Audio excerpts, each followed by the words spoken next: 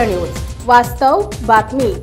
सोलापूर जिल्ह्यातील काही महा ई सेवा केंद्र चालक स्वतःचा युजर आयडी इतर खासगी दुकानात चालवण्यासाठी कमिशन बेसिसवर देत आहेत। काही ठिकाणी महिन्याचे भाडे ठरवून आयडी वापरण्यास दिलेले आहेत। एकाच आयडी अनेक ठिकाणी वापरला जात असल्याने महा ई सेवा केंद्रांवर स्थानिक प्रशासनाचे नियंत्रण राहत नाही। त्यामुळे ग्रामीण भागातील महा ई सेवा केंद्र बंद पडत असल्याने संबंधितांवर कारवाई करण्यासाठी व्हीएलई वेलफेअर सोसायटीचे संस्थापक अध्यक्ष संतोष वाघमारे यांनी अनोखे आंदोलन केले।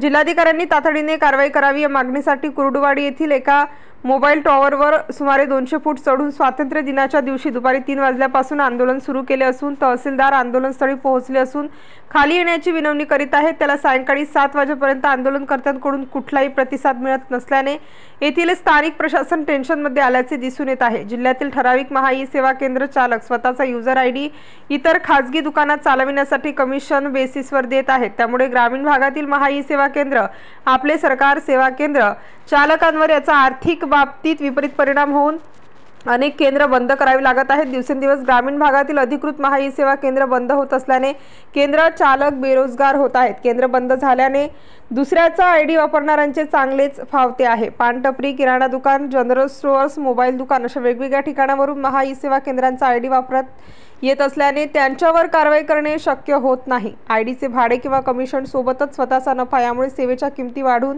जनतेची लूटमार होत असल्याचे आंदोलनकर्ते संतोष वाघमारे यांचे म्हणणे आहे।